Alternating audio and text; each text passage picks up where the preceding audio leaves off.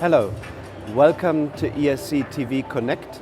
We're here at the ESC in Amsterdam, and I'm really delighted that I've got Machteld Boonstra here with me to talk about opportunities that the ESC is involved with European Union grants. The ESC is dedicated to enable data-driven cardiovascular research for prevention, for diagnosis, for better risk assessment, and for better guiding management of cardiovascular conditions.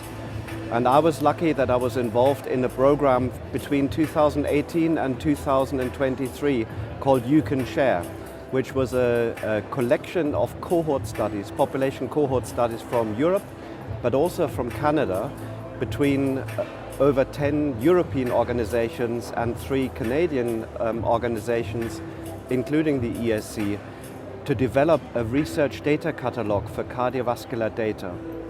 Now, I'm also delighted that that then led to actually another grant that was funded that Machteld will talk us through in a little while. But before we do that, I'd just like to talk about this research data catalog. If you're interested, please do go to the website of You Can Share, follow the links, and you can see a number of webinars and tutorials that we've recorded so that people can get familiar with this research data catalog. And also what you can see here on the screen is a look and feel, a screenshot of this website. So you can search all the cohort studies about details. What is the access to get to this data? What types of participants are in these cohorts? But you can then also look for variables. So it's an extremely powerful tool. So please do go and check it out via the You Can Share website, and it's then linked through to the ESC website also. But I don't want to spend too much time on You Can Share on this research data catalog. Really, I'm delighted that this research data catalog is actually not just put in a drawer, it's actually moved forward into a new project called DataTools4Heart. So Machteld, please tell me a little bit about your background and your involvement in this and what this is all about. Yeah, so my background is in technical medicine, and the DataTools4Heart project is really focusing on the reuse of clinical health data with a specific focus on cardiovascular data.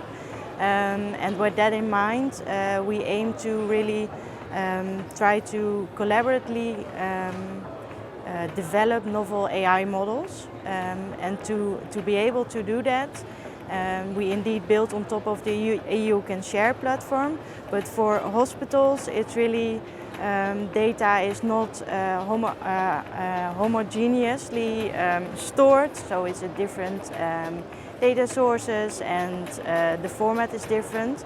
And to really stimulate this collaboration, you need to first homogenize the data and put it in really the standardized data format, so you can really collaborate with the clinical partners. And the second part is the focus is also on the privacy issues, because really when you work with clinical data, it's patient data and it has a lot of concerns surrounding it. So sharing it is really not the best option to go.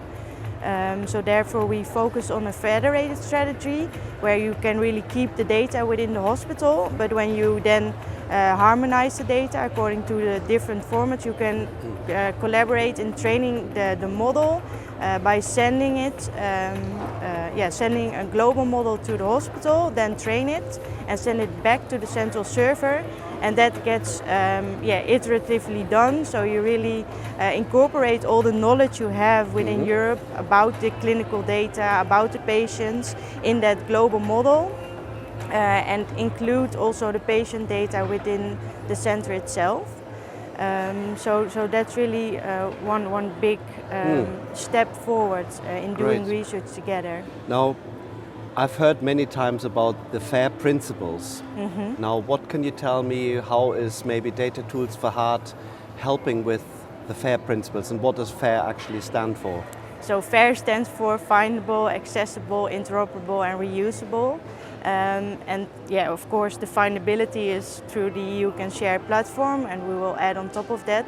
The accessibility will also be improved, as we aim to really open this federated platform to also other research centers, so we can collaborate and really access all the data. The interoperability is of course the harmonization of the data, and the reusability is within really the clinical care data, where a lot of knowledge is stored about treatment strategies or to improve risk stratification.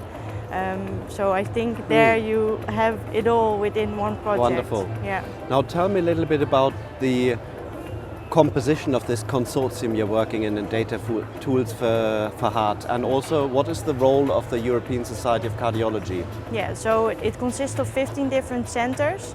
We have both technical partners and 7 clinical hospitals, and the technical partners really focus on parts of the things to be done. So for example, the federated learning platform, which is developed through one partner, but the data harmonization is the focus of another. We also have a pillar for data synthesis, so that provides us to provide fake patient data, which has similar characteristics to the real patient data, but allow researchers to use that data to, for example, train AI model preliminary and then optimize it using the clinical care data within their own hospital. Okay. What do you think are the biggest challenges for this consortium to crack?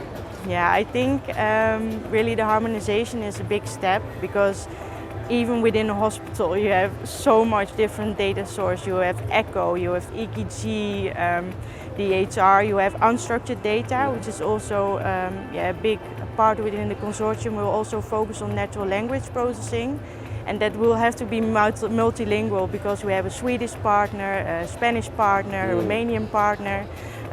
So that will be also a big challenge there. Yeah. And the European Health Data Space, or EHDS, where does that sit with regards to your consortium? Are you able to maybe support the development of the European Health Data Space, or are there any links? Yeah, I think with the tools we develop, we aim to harmonize the data, of course, and that will also be a big part for the health data space, as you need the harmonized data to really be able to use the patient data which they put into there.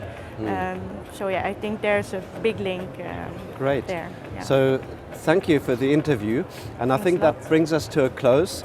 The European Society of Cardiology here at the conference in Amsterdam is absolutely instrumental in developing cardiovascular data science, and to facilitate consortia, to help with the dissemination and bringing multidisciplinary teams together, and raise funding to really do this really important work.